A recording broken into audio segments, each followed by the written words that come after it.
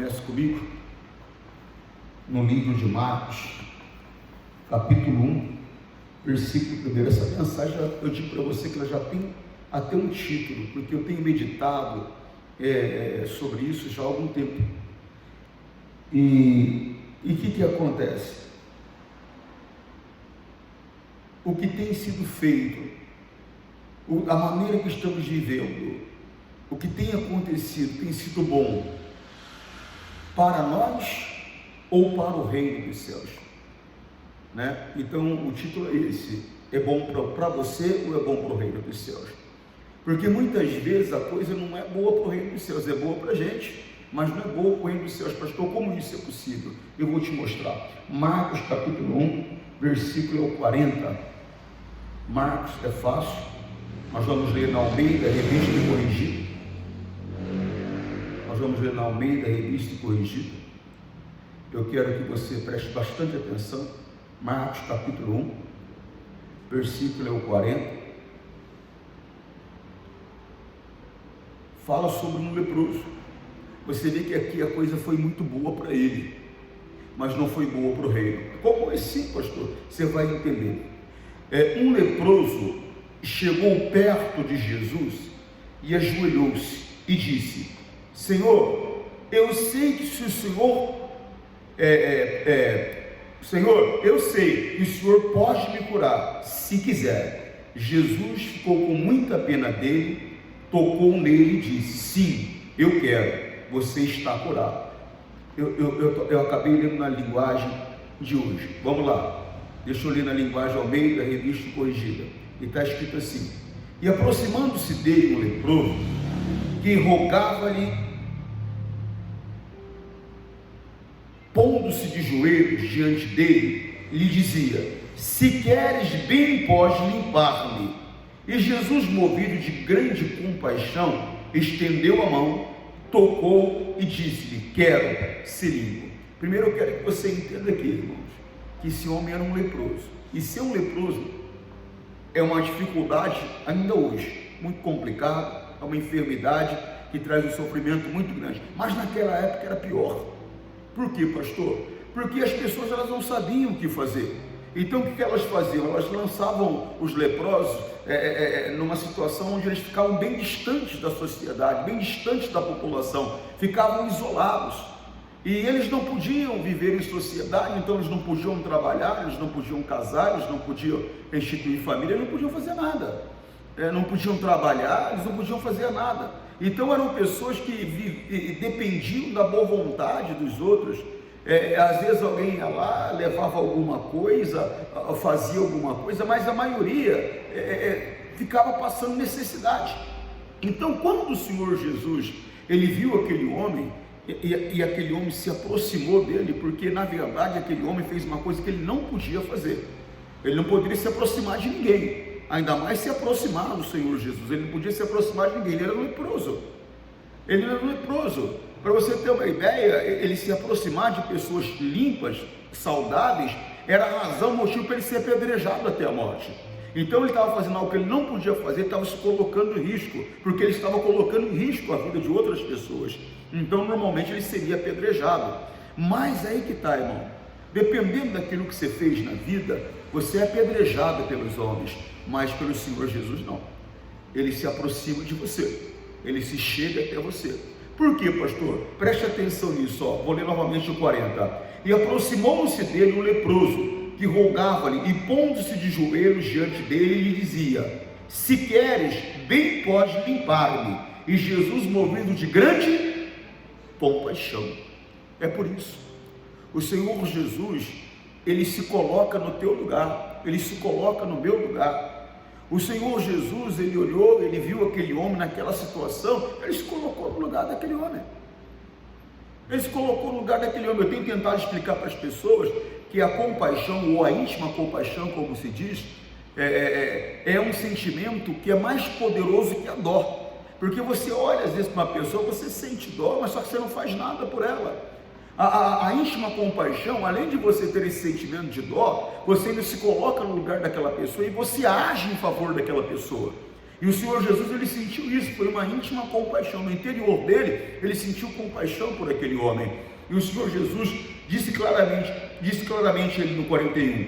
E Jesus, movido de grande compaixão, ou íntima compaixão, estendeu a mão e tocou-o e disse-lhe: quero ser limpo. Qualquer pessoa fugiria de um leproso. Qualquer pessoa se esconderia de um leproso. O Senhor Jesus se aproximou. O Senhor Jesus tocou. Você compreende? E ele ficou curado. Você sabe o que Jesus fez? Jesus não só curou aquele homem, Jesus transformou a vida dele. Porque agora aquele homem podia andar em sociedade. Porque agora aquele homem podia casar, podia ter filhos, constituir família. Porque agora aquele homem podia trabalhar e viver com dignidade. O Senhor Jesus, ele transformou a vida daquele homem. Mas preste atenção, foi algo maravilhoso para aquele homem. Puxa vida, e como foi maravilhoso, mas não foi bom para o reino. Mas como assim, pastor? Uma pessoa foi curada, ela foi liberta, como não foi bom para o reino? Porque tem pessoas que, apesar de serem abençoadas por Deus, elas têm um comportamento que prejudica o reino dos céus, que prejudica a obra de Deus, que prejudica o plano de Deus. É coisa muito séria. Olha o 42. E tendo ele dito isso, logo a lepra desapareceu e ficou limpo. E 43. E advertindo-o severamente, logo o despediu e disse-lhe: olha, não diga nada a ninguém, porém vai, mostra-te ao sacerdote e oferece pela tua purificação o que Moisés determinou para lhe servir de testemunho. Primeiro você tem que entender, o Senhor Jesus, ele deu uma ordem para ele. Por quê? Porque Jesus, ele tinha um plano. Qual era o plano, pastor? O plano dele era de cidade em cidade, vilarejo em vilarejo. O plano de Jesus era bater de porta em porta. Ou seja, o plano de Jesus era levar o reino de Deus de casa em casa. Mas aquele homem, ele não obedeceu. Tem pessoas que não obedecem, por mais que você oriente, por mais que você fale. Eu estou falando, é Deus falando através de você, é Deus falando através do pregador, mas a pessoa ela não obedece. Não adianta, ela nunca muda o comportamento, e muitas vezes acaba pagando um preço e se coloca no lugar de vítima. Coloca naquela situação de: eu não estou entendendo porque essas coisas acontecem comigo, eu não estou entendendo porque só isso acontece comigo. Por quê? Porque a orientação vem e ela não obedece, e muitas vezes atrapalha a obra de Deus, muitas vezes atrapalha o plano de Deus. Agora, por esse homem não ser obediente à orientação do Senhor Jesus, porque a orientação foi clara, ele falou: não diga nada para ninguém. E ainda ele mandou fazer uma outra coisa que muitas pessoas não fazem. Ele mandou oferecer um sacrifício, porque ele foi curado, e ele deveria oferecer um sacrifício. Irmãos, quantas pessoas Deus mudou a vida, porque a vida dele foi transformada. Quantas pessoas Deus mudou a vida, e ela tem que fazer um sacrifício, oferecer uma oferta, ela não faz, ela não oferece, ela não dá atenção à orientação que Deus dá a ela. Preste atenção que ele falou claramente, 43, e advertindo-o severamente, logo despediu e disse-lhe, olha a ordem dele: olha, não digas nada a ninguém, porém vai e mostra-te ao sacerdote. Quer dizer, só fala com o pastor, só fala com o sacerdote, não fala nada com ninguém. Você está entendendo? É só com o sacerdote. Mostra-te ao sacerdote e oferece pela tua purificação o que Moisés determinou para lhe servir de testemunho. Meu irmão, a minha vida tem que ser um sacrifício. Eu tenho que oferecer ela para Deus, eu tenho que oferecer ela para o reino dos céus. Eu não posso ter uma vida egoísta, onde eu olho só para as minhas vontades, onde eu olho só para os meus desejos. Eu tenho que ter uma vida segundo a orientação que Deus me traz, e tenho que aprender a ser obediente. Como tem gente que é rebelde, que você fala, você orienta, você mostra, mas elas não obedecem, e elas estão atrapalhando a obra de Deus. E às vezes a obra de Deus na própria igreja, às vezes a obra de Deus coletivamente, às vezes a obra de Deus na casa dela. Jesus não está podendo através dela trazer o marido, Jesus não está podendo através dele trazer o filho, através dela trazer a filha. Por quê? Porque ela não obedece. Olha só o que acabou acontecendo, 45, mas tendo ele saído, começou a pregoar muitas coisas e a divulgar o que acontecera, de sorte que Jesus não podia entrar publicamente na cidade, mas conservava-se fora, em lugares desertos, e de todas as partes iam ter com ele. Pastor, as pessoas estavam indo ter com ele, no que atrapalhou? Tem pessoas que podem ter com Jesus, mas tem pessoa que não tem como ela ir. Tem pessoas que não tem como ela ir. Tem pessoas que Jesus tem que ir até ela. Você está entendendo o que eu estou falando?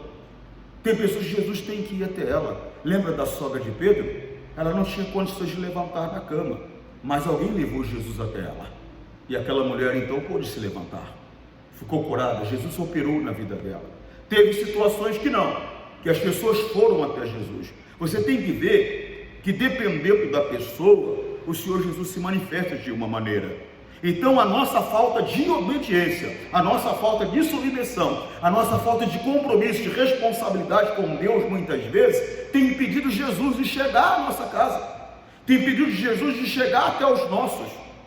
Ou seja, a nossa desobediência, a nossa falta de compromisso com aquilo que Deus está falando conosco, muitas vezes tem sido impedimento para que Ele se manifeste ao nosso favor. E muita coisa séria. Eu não estou falando de Jesus e curar meu filho, eu não estou falando de Jesus e curar minha filha, eu não estou falando de Jesus abrir a porta para uma promoção de emprego, eu não estou falando de Jesus me dar um carro novo. Eu estou falando da pessoa conhecer a Jesus para que ela possa desfrutar do reino dos céus e ter a salvação eterna. Por não obedecer aquilo que Jesus nos diz muitas vezes, nós estamos impedindo que a obra de Deus se manifeste, estamos atrapalhando. Às vezes a coisa é boa para a gente, mas a nossa falta de obediência tem sido ruim para o reino dos céus. Eu vou mostrar mais para você. Isaías, capítulo 38. Isaías, agora é lá no Velho Testamento. O grande rei Ezequias. Como foi boa a manifestação de Deus para a vida do grande rei Ezequias. Olha só, Isaías 38, versículo 1, E naqueles dias Ezequias adoeceu de uma enfermidade mortal. Eu estou na Almeida, Revista e Corrigida. E naqueles dias Ezequias adoeceu de uma enfermidade mortal. E veio a ele Isaías, filho de Amós, o profeta, e lhe disse: assim diz o Senhor, põe ordem à tua casa, porque morrerás e não viverás. Então virou Ezequias o rosto para a parede e orou ao Senhor.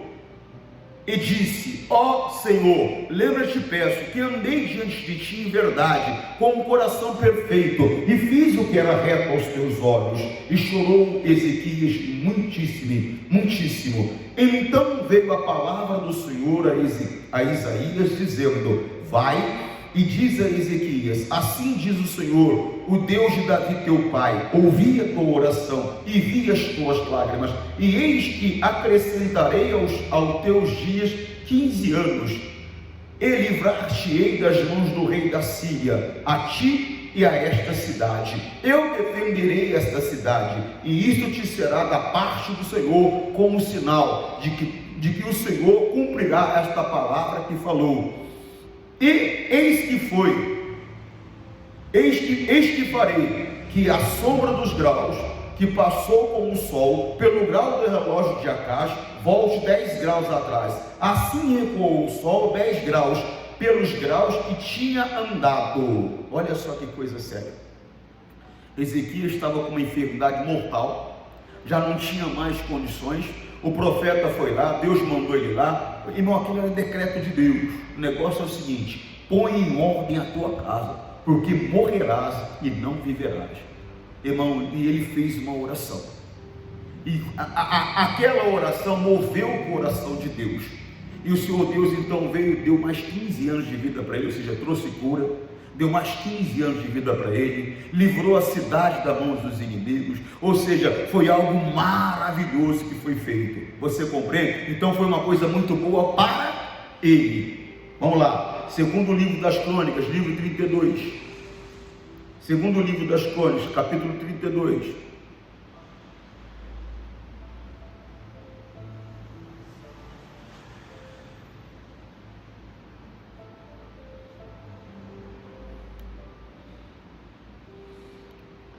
Versículo qual é, pastor? Vamos lá no 23, deixa eu dar uma olhada.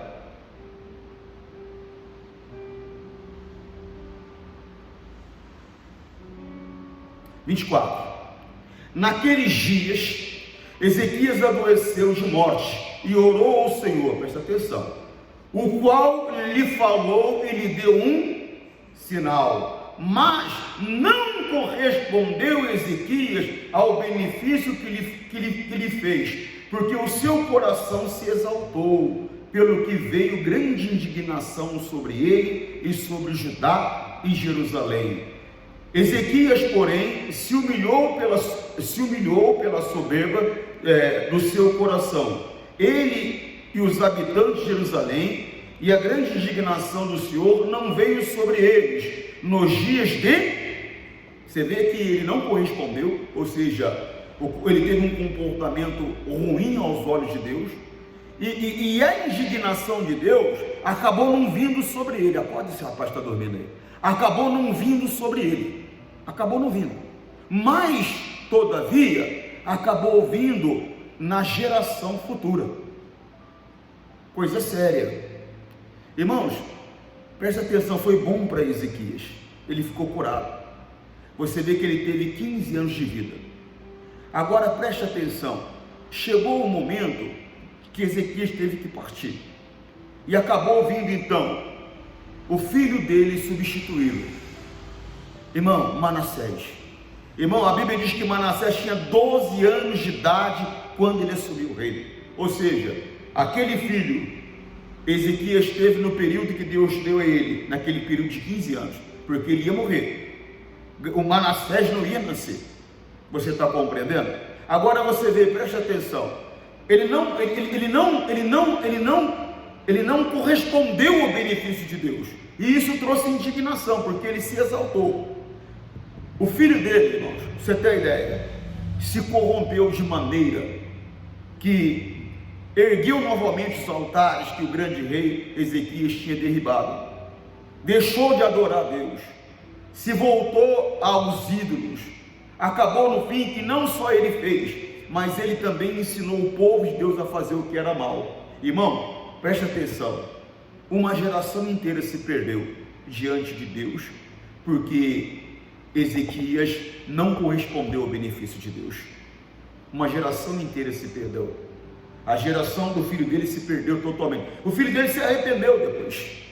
Ele se arrependeu depois, clamou a Deus, Deus trouxe ele de volta. Mas o filho dele, a Bíblia diz, o neto do grande rei Ezequias, o filho dele, o neto do grande rei Ezequias, fez pior que o pai dele, e ele não se arrependeu. Ele não se arrependeu. Então, às vezes, que acaba acontecendo que a coisa é boa para a gente, mas é ruim para o reino dos céus. Por quê? Porque nós não reconhecemos o benefício que Deus faz. Ô irmão, Deus me prosperou. Agora, quando é para mim dar uma oferta, eu reclamo. Deus me abençoou, me curou, me livrou. Agora eu fico guardando mágoa no coração dos outros. Deus me libertou, me abençoou. Agora eu fico tendo uma vida como eu vivia antes, às vezes até pior do que eu vivia antes. Não, eu tenho que viver para Ele. Eu tenho que viver de maneira que o que Deus fez para mim, o que Deus fez na minha vida, seja algo maravilhoso para mim e para o reino dele. Buscai em primeiro lugar o reino dos céus e a sua justiça, o restante você será acrescentado. É o que ele diz. Mas eu quero que você entenda que nós não privilegiamos o reino. Às vezes nós estamos preocupados só no nosso benefício, e o reino dos céus acaba ficando. Aquele homem, o leproso, voltando ao leproso, ele tinha que ter obedecido a orientação que Deus deu. Ele atrapalhou a obra do Senhor Deus. Deus falou, não fale, mas ele falou. Nós temos que aprender. O grande rei Ezequias devia estar agradecido e ter uma vida mais pura, mais santa, mais correta, mais justa diante de Deus, mas no entanto foi soberbo, deixou o coração se exaltar, não deu atenção, não valorizou o que Deus fez por ele. Deus deu 15 anos de vida para ele, livrou ele da mão dos inimigos, deu um filho para ele, um herdeiro, mas ele não reconheceu o benefício. E isso trouxe indignação. Coisa séria, irmão. Deixa eu te mostrar uma outra coisa. Segunda carta aos Coríntios, capítulo 11, segunda carta aos Coríntios. Esse já agiu diferente. Quem, pastor? O apóstolo Paulo. O apóstolo Paulo entendeu a importância do reino dos céus em primeiro lugar. Se você for pesquisar sobre a vida do apóstolo Paulo, antes dele se tornar apóstolo, você vai ver que ele era uma pessoa que tinha uma certa posição. Você está compreendendo? Mas ele abriu mão de tudo. Ele um dia disse que tudo que ele tinha por valoroso, ele teve como sem valor, por causa de Cristo Jesus. Por causa de Cristo Jesus. Nós temos que chegar a esse ponto, irmão. Nada pode ser mais importante para nós do que o Senhor Jesus. E às vezes nós falamos, pastor, mas nada é mais importante para mim. E às vezes, irmão, nem percebemos que o orgulho, uma coisa tão besta, é mais importante para a gente do que Jesus. Porque alguém nos feriu, porque alguém nos ofendeu, porque alguém nos magoou, porque alguém falou isso e aquilo, nós estufamos um bico desse tamanho, fechamos o coração, não queremos mais conversar com aquela pessoa, não queremos mais saber daquela pessoa. Mas não foi isso que Jesus nos ensinou. Eu deixo o meu orgulho ser mais importante que a palavra que Ele me deu, que diz: orai por aquele que vos persegue e vos maltrata. Ele diz: orai pelos vossos inimigos, bendizer o que vos maldizem. Quer dizer, mas nós não, o nosso orgulho fala mais alto, e nós temos a coragem de dizer muitas vezes que Deus é mais importante para a gente do que tudo, mas só que Ele não é. Só que Ele não é. Às vezes uma palavra mais dura do pastor é motivo para a pessoa deixar de vir à casa de Deus. Ela está procurando quem agrade os ouvidos dela. Irmão, uma coisa é séria, mas o apóstolo Paulo, ele entendeu a importância do reino dos céus. 11:16, eu vou ler na linguagem de hoje agora.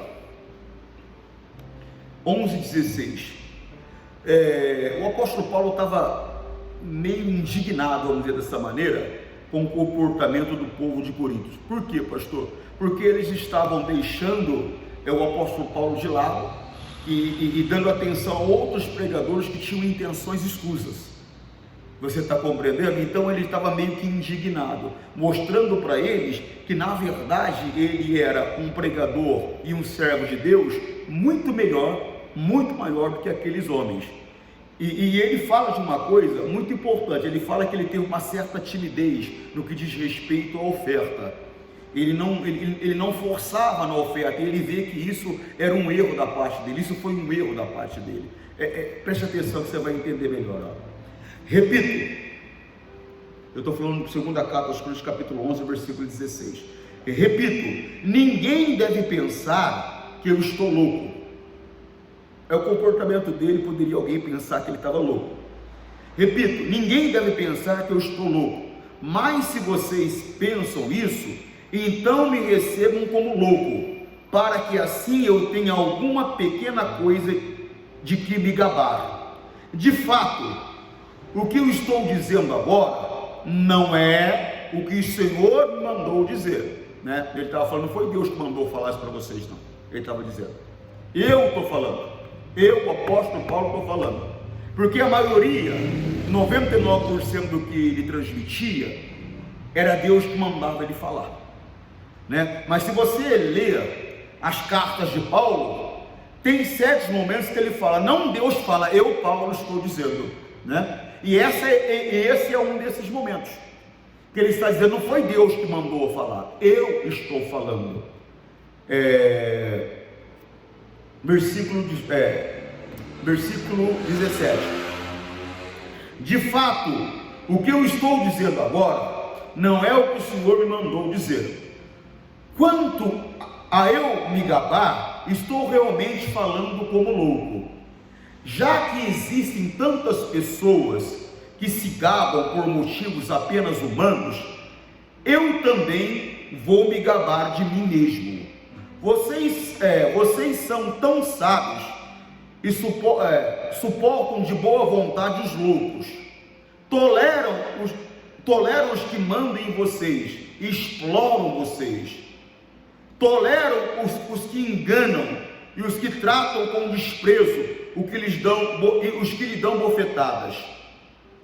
Tenho até vergonha de confessar que nós fomos tímidos demais, que não fomos capazes de fazer coisas como essas. Ele está falando no sentido de oferta financeira, material. Mas se outros se atrevem a se gabar de alguma coisa, eu também vou me atrever, embora isso seja uma loucura.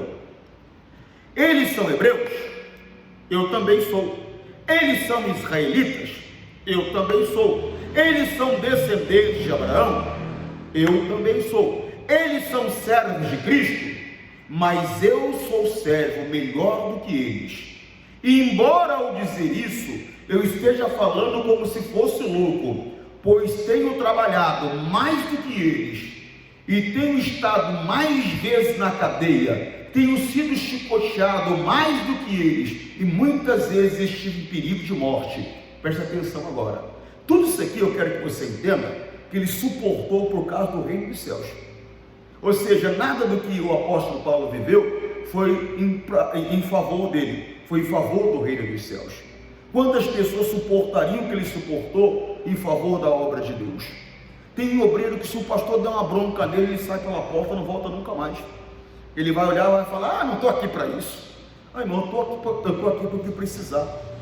Eu estou aqui para levar bronca, eu estou aqui para dar bronca, eu estou aqui para limpar, eu estou aqui para arrumar, estou aqui para fazer, eu estou aqui para servir a Deus. Estou aqui para servir a Deus, eu estou aqui para viver a vontade dele. Você está compreendendo o que eu estou falando, sim ou não? Ah, pastor, mas isso não foi Deus, foi o homem que me destratou. Eu vou viver o que a palavra de Deus diz. Eu devo perdoar aquele que me ofendeu, aquele que me maltratou, aquele que me desprezou. De qualquer maneira, eu vou viver a palavra de Deus. Você compreende o que eu estou querendo te dizer? Sim ou não? Preste atenção, 24. Em 5 ocasiões, os judeus me deram 39 chibatadas. 3 vezes os romanos me bateram com porrete. E uma vez fui apedrejado. 3 vezes o navio em que eu estava viajando afundou. Uma dessas vezes passei 24 horas boiando no mar. Nas muitas viagens que fiz, tenho estado em perigo de inundação e de ladrões, em perigos causados pelos meus patrícios, os judeus, e também pelos não judeus. Tenho estado em meio de perigos nas cidades e nos desertos, em alto mar, e também em perigos causados por falsos irmãos. Tenho tido trabalho e canseiras, muitas vezes tenho ficado sem dormir, tenho passado fome, sede, tem me faltado casa, comida e roupa. Além dessas e outras coisas, ainda pesa diariamente sobre mim, a preocupação que tenho por todas as igrejas. Quando alguém está fraco, eu também me sinto fraco. Quando alguém cai em pecado, eu fico muito aflito. Irmão, ele não precisava, naturalmente falando, passar por tudo isso. Ele era uma pessoa de posição, mas ele abriu mão de tudo e passou por tanta situação porque ele privilegiou o reino dos céus. E nós não. Nós viemos à igreja em busca de ter uma casa boa, de ter um carro bom, de ter uma mulher, ou ter um marido, ou de ter um filho, ou seja, de realizar os nossos sonhos, os nossos desejos. E se a coisa não é como a gente quer, então a gente não vem mais na igreja. A gente não vem mais. Se o pastor falar aquilo que a gente gosta de ouvir, a gente fica. Se o pastor começar a ensinar aquilo que a gente não quer ouvir, a gente não vai mais na igreja. Se o pastor me deixar à vontade de não pegar no meu pé, tudo bem. Se começar a pegar no meu pé, eu vou para outro lugar.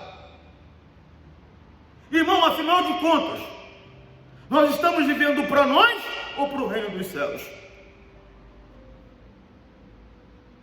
A coisa tem que ser boa para mim. Se não for boa para mim, não serve.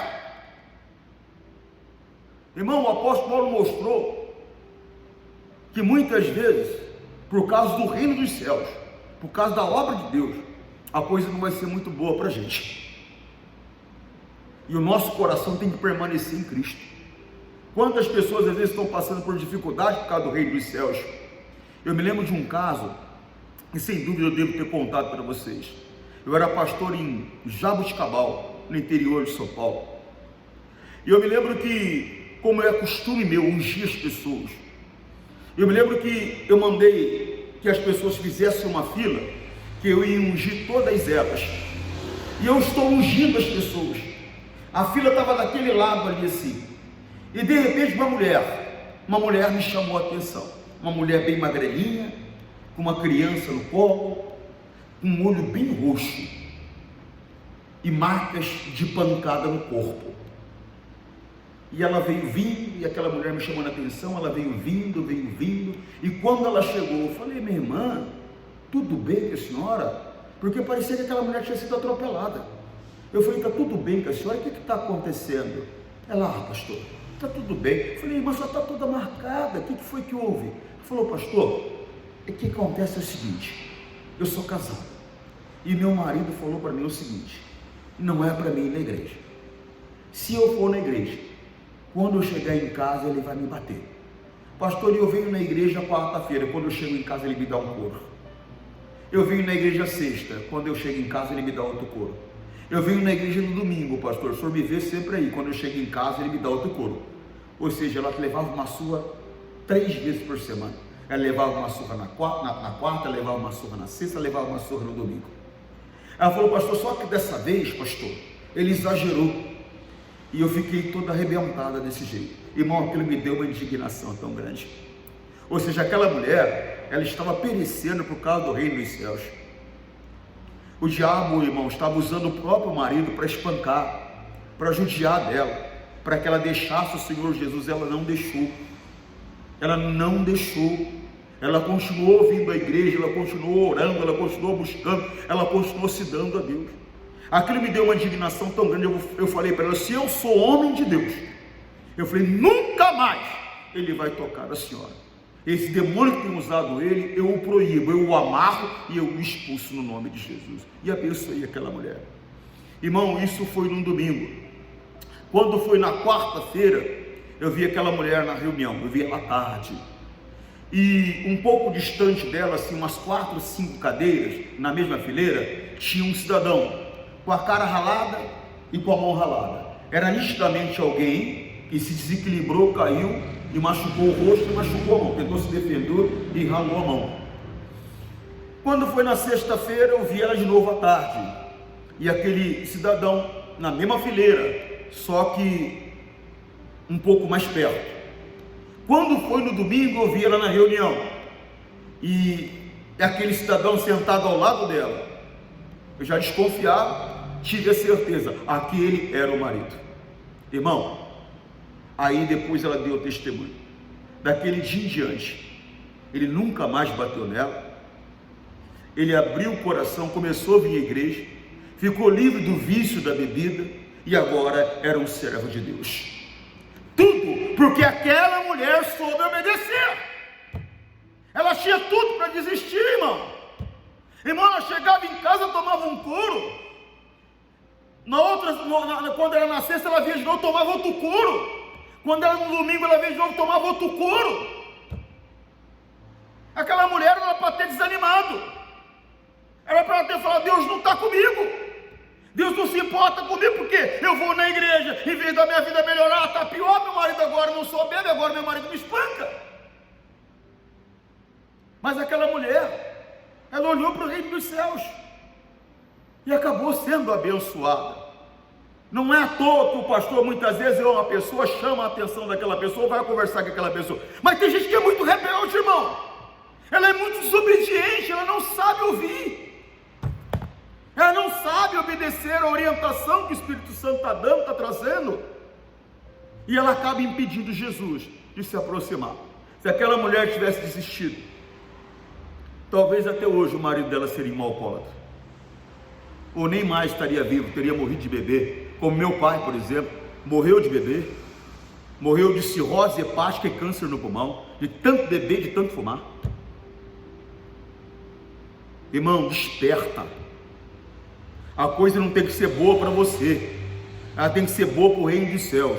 Agora, se a coisa for boa para você, para o reino dos céus também, aleluia. Mas se for boa só para o reino dos céus, não for boa para mim, pastor, aleluia, sou instrumento de Deus. A coisa era boa para o apóstolo Paulo, meu irmão. Cada cidade que ele chegava, a coisa complicava para ele.